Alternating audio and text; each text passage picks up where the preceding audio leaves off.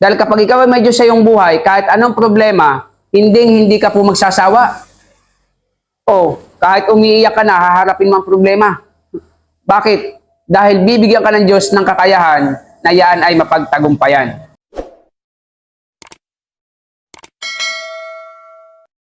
Okay, magandang umaga po sa inyong lahat at lalo tigit po ay sa ating Panginoon. Ano po?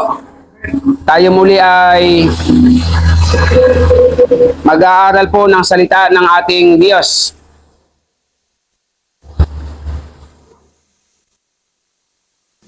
Ang pamagat po ng ating pag-aaralan, ang sabi po dito ay yung mga regalo na kaloob ng Diyos na hindi po natin inaasahan. Tandaan po natin kapag ang Diyos po ang nagbigay sa atin ng kaloob o ng regalo, ay ito po yung mga bagay na hindi po natin inaasahan. Minsan po kasi yung mga bagay na inaasahan po natin at kalimitan, yun pa po ang hindi na tutuloy. Di po ba? Minsan meron kang inaasahan, gustong-gusto mo, at inaasahan niyo po mangyayari, pero hindi naman po natutuloy. Bakit? Dahil hindi po yan pala ang paraan at kagustuhan po ng ating Panginoon. So, kapag ang Diyos po ang nagbigay sa atin ng kaloob o ng regalo, lalo na po magpapasko na, ano po? Kung ang mga bata ay may mga regalo sa kanilang mga ninong at ninang, ay mas lalo tigit ang mga tao na naglilingkod sa Panginoon ay meron din pong regalo ang Diyos. At kalimitan, iyan po ay mga bagay na hindi po natin inaasahan. Bigla na lamang pong dumarating sa atin. Bakit? Dahil hindi po natin alam ang kaparaanan po ng Panginoon. Kaya lagi niyo po tatandaan na ang Diyos po ay mabiyaya, ang Diyos po ay punong-puno ng sorpresa sa bawat isa sa atin, na kung tayo lamang ay maglilingkod at magpapatuloy sa Panginoon, tayo po ay patuloy na pagpapalain ng ating Diyos. Ito po yung mga bagay, regalo ng Diyos na hindi po natin inaasahan, ngunit ibinibigay ng Diyos. Ang sabi po sa Ikalawang Korinto 9:15, ang sabi po ay ganito: salamat sa Diyos dahil sa kanyang kaloob na walang kapantay. So pagkatatandaan po natin, kapag ang Diyos po ang nagbigay sa atin ng kaloob o ng regalo, ito daw po ay walang kapantay. Kasi ang regalo po ng mga tao ay lagi pong may katumbas. Lagi pong may hangganan. At kalimitan, ang regalo ng tao ay may mga kapalit. Nanghihingi ng kapalit. Pero ang Diyos, kapag ang Diyos ang nagbigay ng regalo sa bawat isa sa atin, wala pong kapantay, wala din pong hinihinging kapalit. Bakit? Dahil kapag ikaw ay naglilingkod sa Diyos, ikaw po ay susurpresahin ng ating Panginoon. Kaya nga po, ang walang kapantay na kaloob sa atin ng Diyos, ito po nung ialay niya ang kanyang buhay para po sa ating mga kasalanan. Wala pong hihigit pa na anumang kaloob sa ginawa ng Diyos, yung ialay niya ang kanyang sarili para po sa ating kaligtasan.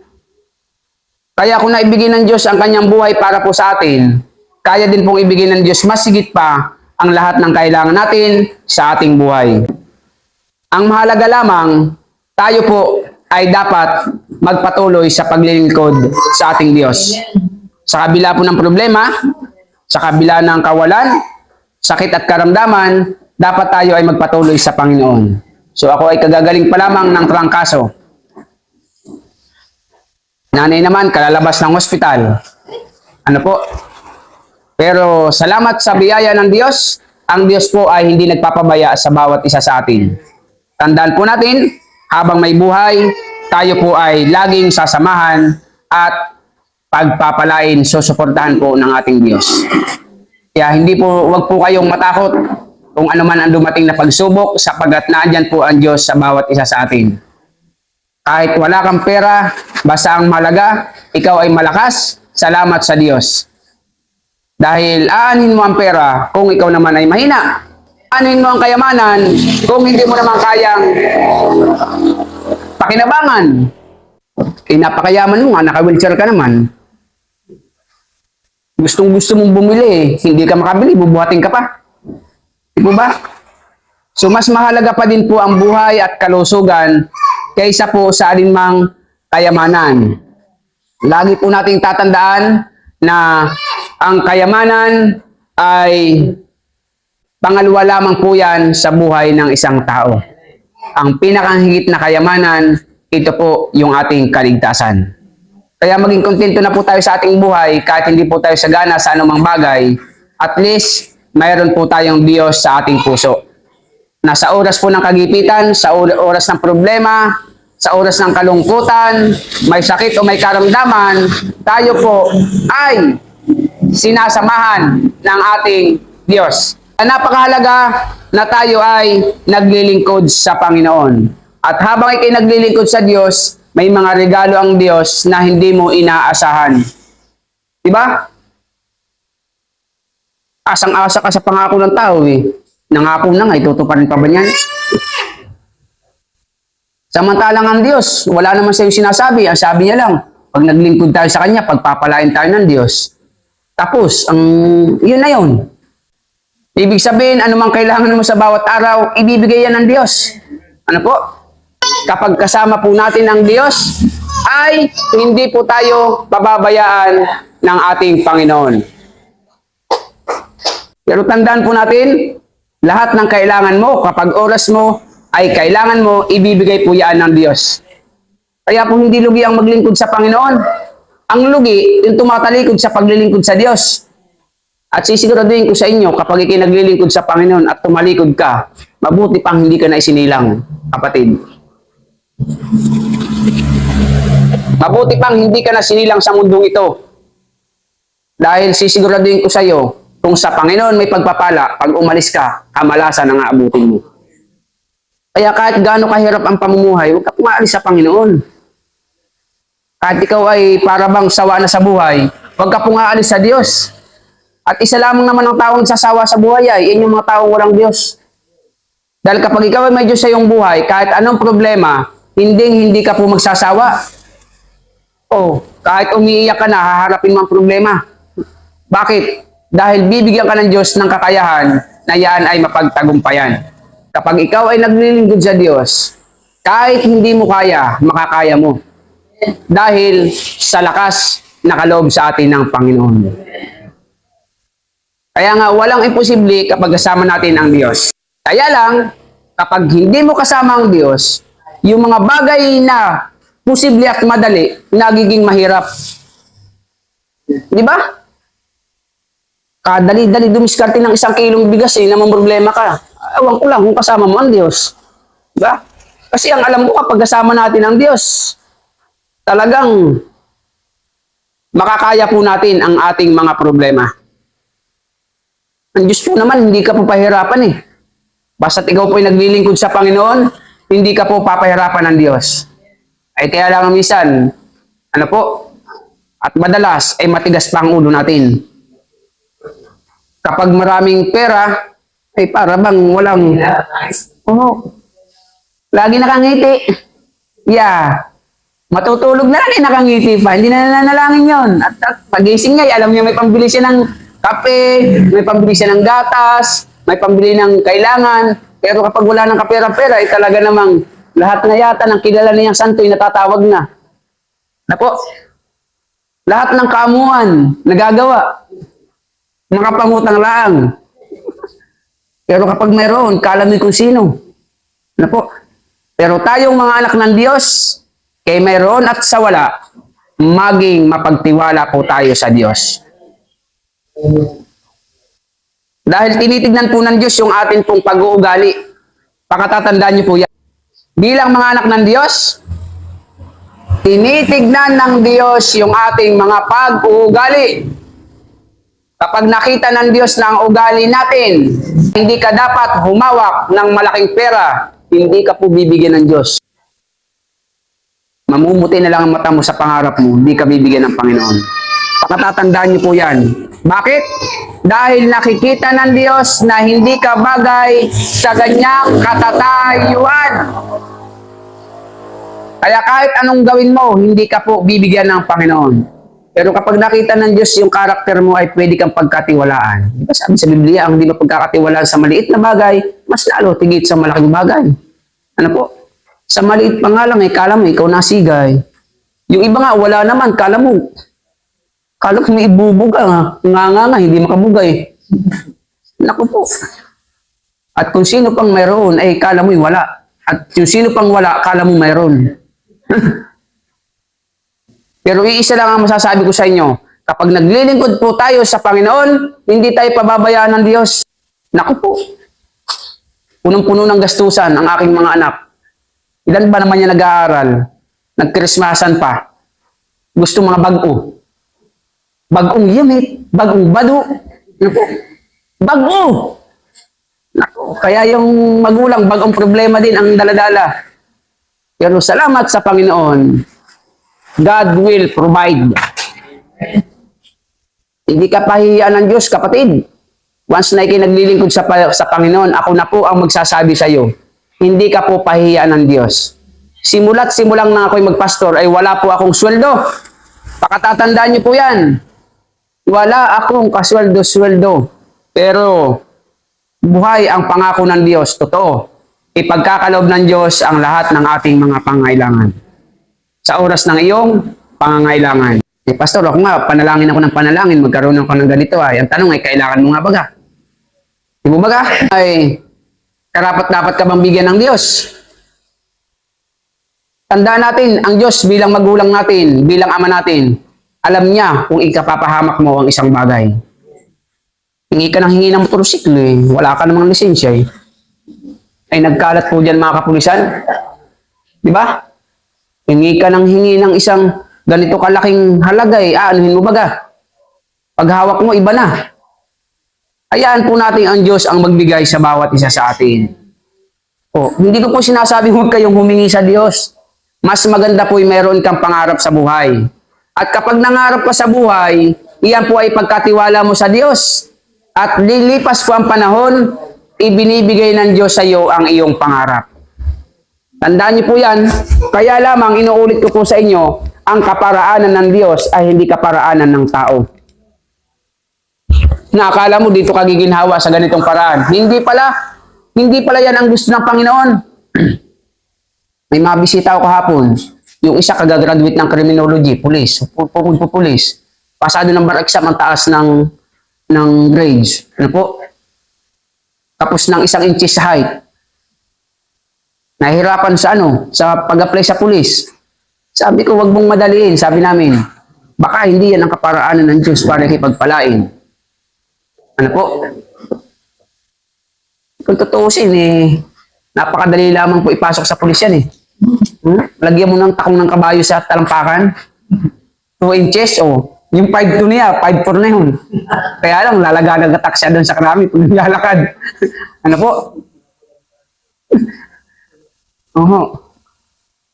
Kaya tandaan po natin, ang kaparaanan natin, hindi kaparaanan ng Diyos. Akala siguro niya okay na kapag nag-graduate siya, pulis na Tignan niyo po pasado sa bar exam, mataas ang kanyang grades, hindi makapasok sa pulis. Hindi pa po yan ang kaparaanan ng Diyos. Mga taong matatalino, gumraduate po ng kolehiyo, may summa cum laude pa, yung iba nga, summa kamilang buhay na, wala pang naging trabahong maganda. Samantalang hindi nag-aral, na hindi marunong bumasa, kilala ko pa, higit pa sa 10 ang mga sasakyan, bumabiyahe sa Laguna. Malalaki ang lupain, malalaki ang kahayupan. Hindi po yung sa mga ugali yung kahayupan pong kanyang mga alaga. Sabihin yung masama ugali. Hindi po. Nananatiling mabait. Kasi tandaan niyo po, yung mga taong minsan ay walang aral, yun pa po yung mababait At yung sobrang talino, ay napakatataas po ng ere. Kilala kong ganyan Tandaan po natin, ang kaparaanan ng Diyos ay hindi po natin kaparaanan. Marami pong nagtatagumpay na pag pinag-aralan nyo ang kanilang buhay, hindi po sila nagtagumpay sa paraang inaasahan nila. Sige po, magtanong kayo, ang dami diyang mga tapos ng pinag-aralan, hindi naman nagtatagumpay sa buhay. Bakit? Hindi yan ang kagustuhan ng Diyos. Hindi ko po sinabing huwag kayo mag-aral. Dapat po'y mag-aral ang mga kabataan. Pero isa lang ang sasabihin ko sa iyo, masarap pong naglilingkod sa Panginoon at ikaw ay nakapagtapos pa ng mataas na pinag-aralan. Kasi iba po yung may pinag-aralan ay. Di ba? Oh, pag narinig pa lang anong tinapos mo. Ano ba? Tinapos ko bagay yung maghapon sa bayabasan ay. Oh. Kaya nung tanongin nung nagmamalaki yung tatay sa inuman ay, pare, yung anak ko napakagaling sa math niyan. Tanungin mo. Sige nga, pare, tanungin mo anak ko. O sige, ito, 5 plus 5. Yung sagot ng anak ay 9 po. O, tignan mo na niya, pare, ha. O, ma-absent pa yan. Pero kung hindi ma-absent yan, sure mo yun. Nag-miss na nga naman, ano. Ay, dapat nga pala hindi ma-absent. O. Kaya lagi natin pong pakatatandaan, sa buhay paglilingkod sa Panginoon, isa lang ang ating tagumpay, ang Diyos. Wala nang iba, ang Panginoon.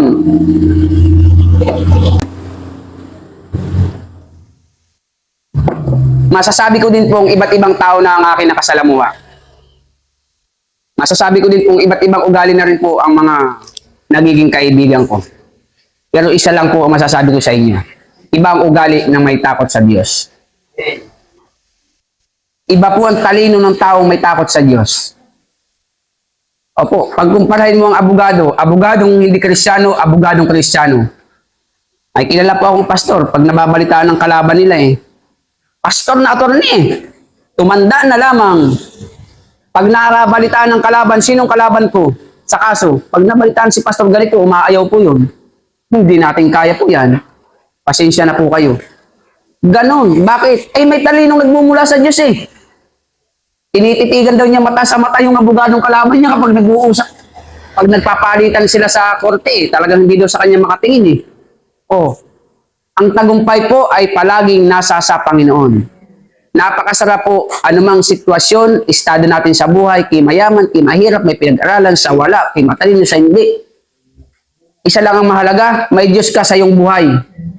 At kapag ikaw ay may Diyos sa iyong sarili, magkakaroon ka po ng tagumpay. Masasabi mong kahit hindi po tayo magaling na tao, ay meron po tayong ipagmamalaki dahil nasa atin ang Panginoon.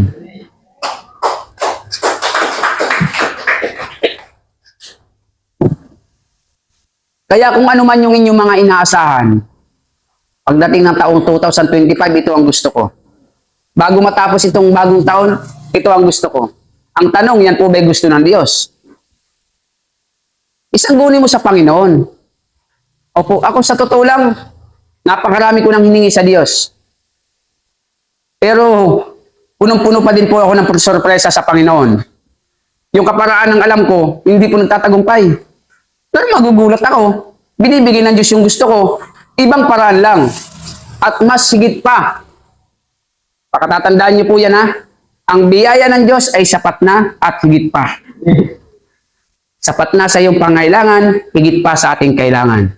Yan po ang kaparaanan at biyaya ng ating Panginoon.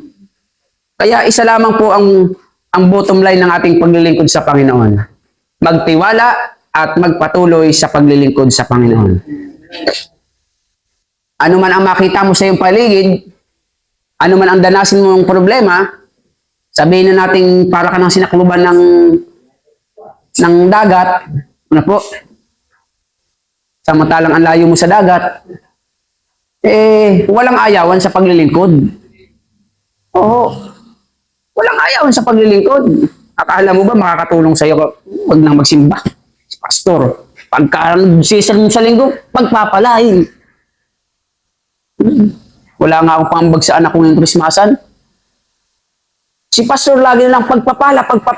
Hanggang ngayon, wala pa din akong pera. Inuulit ko po sa inyo, higit sa kayamanan ay ang kalusugan. Naunawaan niyo po? Higit sa pera ay ang kalusugan. At higit sa lahat ay ang kaligtasan. Kung mahirap ka sa lupang ito, hintayin mong umuwi ka sa langit. Siguraduhin mo lang sa langit ka pupunta. Opo, doon. Ginto ang lansangan. Nung hindi pa sa inyo nakakakita ng ginto, doon, tatapak-tapakan mo lang. Nakalagay po sa Biblian, kung dito sa atin ang tubig ay pawala-wala na malabo pa, doon po ang tubig ay parang kristal. Tandaan niyo po yan. Kung dito po ay punong-puno ka ng problema, kapitbahay mo, asawa mo, anak mo, kapitbahay mo, at ang pinakamalupit mong problema yung sarili mo. Pag tumitingin ka sa salamin, para pang bakit pa ako sinilang? Ano po? Sa langit, wala po yan. Mawawala ang problema. Ang problema, paano ka magpapatuloy upang makapunta sa langit. Hindi po yung problema. Magtiwala ka lang sa Diyos. Magtiwala ka lang sa Diyos. Na kahit minsan talaga ay parang gusto mo nang sumuko, wag na wag kang susuko. Yan po'y pagsubok lamang. Sapagkat ang umaayaw ay hindi nagwawagi. At yung mga nagwawagi, yan ang hindi umaayaw. Kaya sa buhay paglilingkod, walang ayawan. Eh baka naman, kapitbahay mo lang, ayaw ka na sa paglilingkod. Oh, pare, huwag ka na magsimba. Abala lang yan linggo na lang. Magtanim ka na lang at maglaba. Ay, ng pastor niyan? Wala yan. Alam kung sino meron magsalita eh. No? Wala yan. Nako, ay mga kapatid, pag naniwala ka dyan, sama-sama kayo sa impyerno isang araw. Pero kapag hindi ka po nagpadala dyan, magsisisi ang taong yan isang araw. At sasabihin niyang, sana ay sumama na lang ako kay kumare sa simbahan. Sana ay sumama na ako kay sister sa simbahan. Diba? Sana ay hindi ko ginawa yung ganito. Pero huli na po ang lahat. Kaya habang may buhay, may pag-asa kapag tayo ay naglilingkod sa Panginoon. Ang buhay ay pahirap ng pahirap. Ang mundo ay pagulo ng pagulo. Di po ba? Pagulo ng pagulo. Pero isa lang ang sasabihin ko sa inyo. Masarap mamuhay na may Diyos sa buhay. Magkagulo na sila, mananatiling ikaw ay kampante dahil ang Diyos ay laging nasa tabi mo. Kaya po napakasarap na maglingkod sa Panginoon. Hindi mo na papansin. Pag ikinaglilingkod sa Panginoon, hindi mo napapansin, pumuputi ng buhok mo. Ano po? Pag naglilingkod ka sa Panginoon, hindi mo napapansin, nangungulubot na yung balat mo. Pero malakas ka pa rin. Di ba? Eh samantalang yung iba eh, batang-bata pa eh, kala mo mukha eh. Mukha na ang palayang tinusok-tusok ng mga kulisak dyan sa gilid-gilid. Ano po? Bakit? Ay, puno-puno ng problema. Oh. Pero ikaw na naglilingkod sa Diyos, tayo na naglilingkod sa Panginoon, tatanda po tayong malakas ang ating pangangatawan. At tayo ay magtatagumpay sa mundong ito. Uulitin ko po sa inyo, yung mga bagay at regalo ng Diyos, ibibigay po yan ng Diyos sa kanyang paraan na hindi mo inaasahan. Yan po yung mga bagay na regalo sa iyo ng Diyos. Kasi kapag inaasahan mo na, hindi na po regalo yan. Diba? Kaya nga po regalo ay surprise po yan. So hintayin po natin yung sorpresa ng ating Panginoon. At iyan po yung mangyayari lang kung ikaw ay totoong naglilingkod sa ating Diyos. Totoo po yung sinasabi ko sa inyo dahil yan po ay pangako sa atin ng Diyos. Tayo po tumayo, tayo nalangin.